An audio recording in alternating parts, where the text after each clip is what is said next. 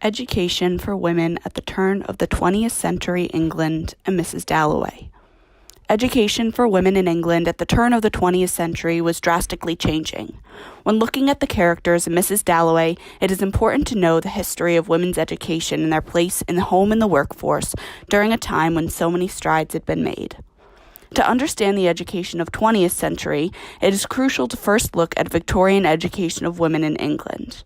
The novel takes place in 1923, and since Mrs. Dalloway is 51 years old, this means that she would have been born in 1872, and she would have been her daughter's age 17 in 1889. At this time, there were not many opportunities for women to have an education or to work. Newnham College reports, quote, "Education was seen as a way of making women better wives and mothers, not as a way of transforming their lives." One parliamentary report of the 19th century said girls should be educated to be decorative, modest, marriageable beings. Lessons often included music, Latin, Greek, and classes in social graces and etiquette. Only the very privileged few were taught higher-level subjects, such as mathematics, and this was usually alongside their brothers, quote, "Women were bred to be married and accomplished in the upper classes, as their life goal was to marry into a wealthy family and be a dutiful wife and mother." At this time, only 12 public secondary schools for girls existed in England and Wales, and it was taboo for a woman to learn any subjects outside the realm of the household. Only upper-class women were given the chance to learn anything. In the working class, there were little educational advantages available in England during the Victorian era. Historian Lisa Pickard of British Library said, "In the upper classes it was assumed that a girl would marry and therefore she had no need for formal education as long as she could look beautiful, entertain her husband's guests, and produce a reasonable number of children. Accomplishments such as playing the piano, singing, and flower arranging were all important.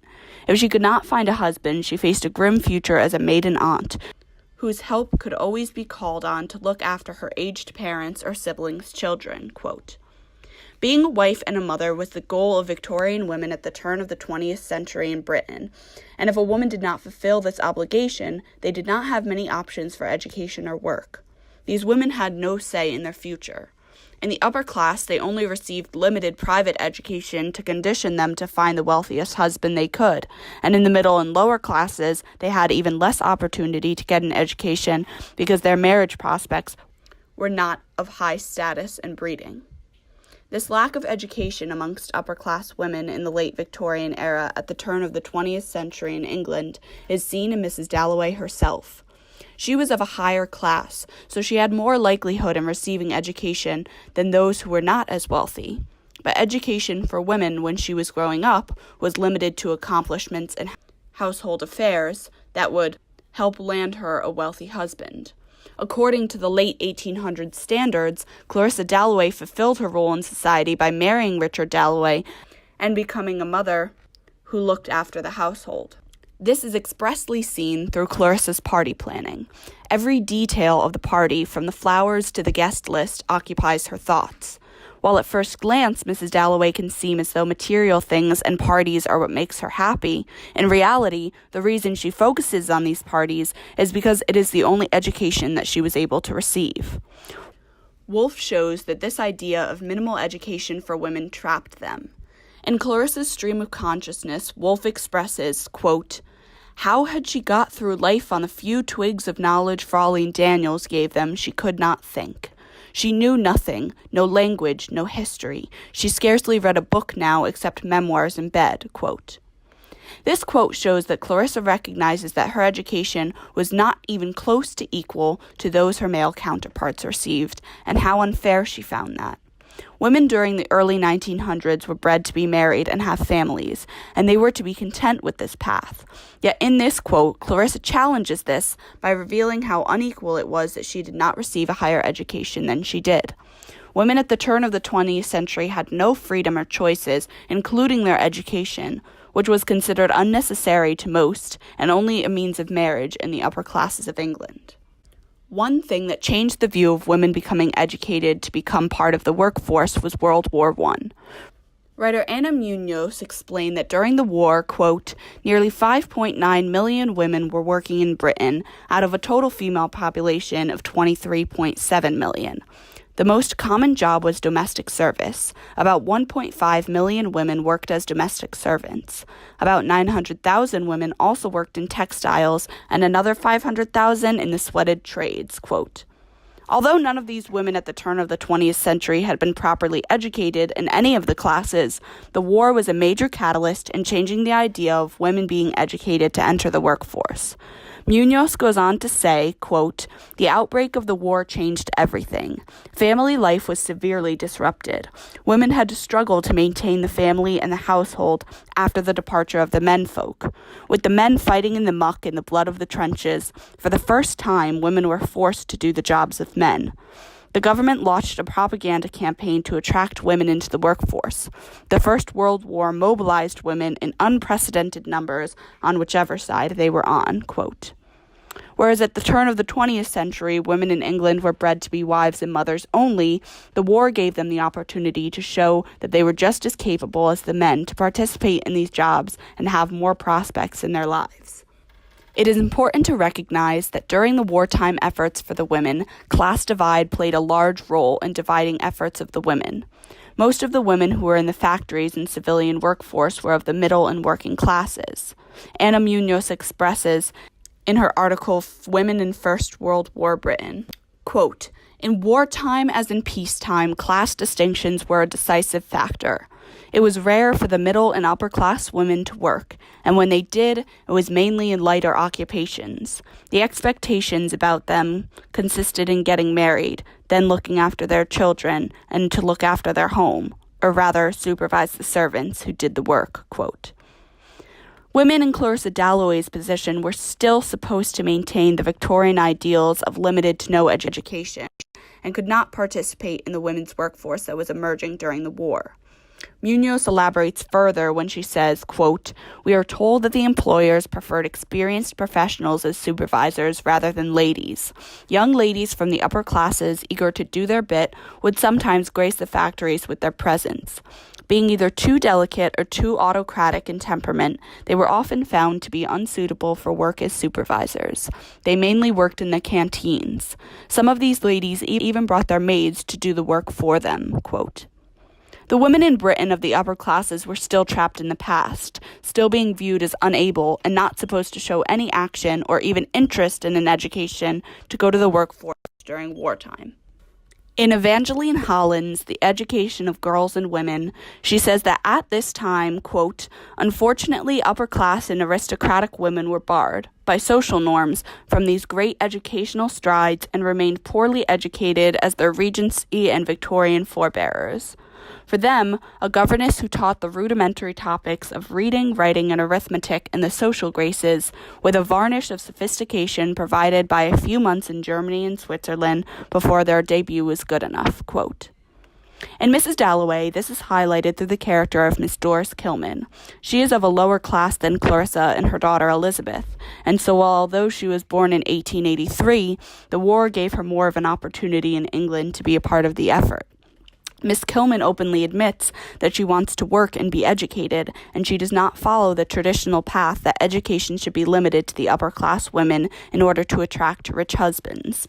When Doris Kilman loses her teaching job at the start of the war because she had German ancestry, Wolfe says, quote, "She had been cheated. Yes, the word was no exaggeration, for surely a girl had the right to some kind of happiness, and she had never been happy, what with being so clumsy and so poor. And then, just as she might have had a chance at Miss Dolby's school, the war came," quote. This quote is important because it shows that just as she was trying to break free of society's obligations by getting an education and entering the workforce, Britain's needs shifted to the war and supporting the men, and her aspirations were squashed. She was a part of the middle and working class women who were supposed to finally get the chance to be educated in different jobs, but if it were not her sex that trapped her, now it was her heritage. This is also a source of Mrs. Dalloway and Miss Kilman's dislike toward each other. The article, The Construction of Gender and Gender Roles in The Good Soldier by Ford Maddox and Mrs. Dalloway by Virginia Woolf, highlights this by pointing out, quote, All of the main female characters in Mrs. Dalloway have no professions. They hold parties, travel, enjoy their lives, and support their husbands, with the exception of poor Miss Kilman and Mrs. Dalloway, who has to work hard for her living, teaching history to Elizabeth. In contrast to the other rather rich female characters, such as Clarissa Dalloway, who is described as a woman that did nothing, believed nothing, Miss Kilman, as a poor woman, seems to be the only one who has a degree and is therefore frightfully clever. Quote, "Their respective classes separate them. Clarissa has never had the ability to receive a proper education and cannot enter the workforce, and Doris Kilman, while having less of a chance to marry well or rise in station, has the freedom to teach. In both of these situations, they are trapped." When Wolfe writes, quote, "However, she was Doris Kilman. She had a degree. She was a woman who made her way in the world. Her knowledge of modern history was more than respectable. I don't pity myself," she said, quote. The readers can see that when Doris looks at Clarissa's life, she is only envious for a minute. She values being educated and having the chance to work, and so the fact that she is not as rich as Mrs. Dalloway or that she is unmarried does not have the lasting negative effect that society wants it to. At the turn of the 20th century, women of any status in England were not supposed to aspire to be educated in order to go into the workforce. The war brought more opportunities for women to learn, especially in the middle and lower classes. The fact that Miss Kilman was able to defy her societal norms and follow her passion while teaching after the war showed that the times were changing for education for women in England at the turn of the 20th century. In addition to the effects World War I had on women's education and place in the workforce, the suffragette movement in Britain also played a large role for the changing of women's educational endeavors across all classes. Author Jenny Murray writes in her article, 20th Century Britain, The Woman's Hour, quote, "By 1918, it was impossible to deny women's contribution to the war effort, and the Electoral Reform Bill of that year granted voting rights to all women property owners of 30 or more. It was not until 1928 when the age limitation became the same as that for men, 21, quote. The women who were becoming educated by helping in the workforces were empowered to fight for more education and more rights, and this started with the vote. On February 6, 1918, the vote was granted by Parliament to women over 30 years old who owned property or went to British universities. Out of the entire population, around 8.4 million women received voting rights in England at this time.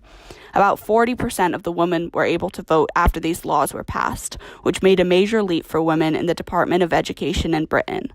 Proving that they were smart enough, qualified enough, and able to make decisions about England's future was a huge step to getting better educational opportunities and more places in the workforce following 1918. In 1918, the Education Act was passed, which said that the earliest age for both boys and girls to leave school was 14. This was a step in the right direction for education of women in England because it gave many young girls of all classes more possibilities to learn subjects and skills to prepare them for jobs. After women got the vote in England, BBC's Women and Work in the Interwar Period expressed that, quote, "There are more job opportunities for women in the 1920s and 1930s due to better education. Many women found work as clerks, teachers, and nurses.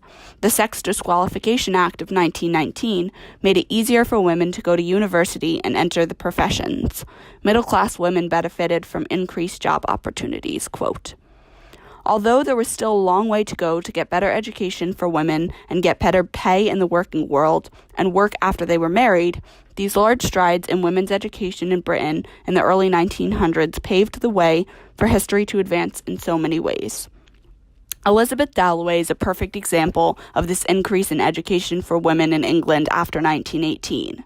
She is 17 years old in 1923, the year the book takes place, and it is clear that she has high educational aspirations and career goals for her future.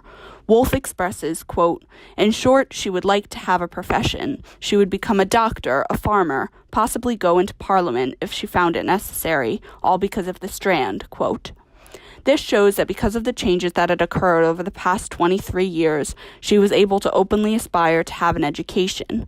Whereas before this time, it would have been seen as unheard of for a woman in upper-class England to want a career before a husband and a family, now that women had worked during World War I and had received the first steps to voting for all women, educational opportunities and aspirations were becoming more accepted among the next generation. In contrast, when Clarissa comments on Elizabeth's desire to be educated, when Woolf says, quote, "Every man fell in love with her, and she was really awfully bored. That she didn't care more about it, for instance her clothes, sometimes worried Clarissa," quote. This shows that because Clarissa grew up at the turn of the 20th century, when women were outcast for admitting any desire for education, she worries that her daughter will also be judged or outcast from society if she has these dreams. The article The Construction of Gender and Gender Roles in the Good Soldier by Ford Maddox and Mrs. Dalloway by Virginia Woolf touches upon this when it proves, quote, "Elizabeth's dream about a future profession goes together with a change of some sort that had undoubtedly taken place in the perception of gender, which is pointed out by Peter Walsh when he remarks, after coming back from India, that the new generation of women is wearing makeup and enjoying their time, and that they would marry when it suits them," quote. Overall, Virginia Woolf's Mrs. Dalloway shows the major progressions in women's education in England at the turn of the 20th century, from the end of the Victorian era, where women had no opportunities to get a proper education in order to go into the workforce, to 1923, when the novel takes place, in which more opportunities were emerging for women in the educational department for future generations.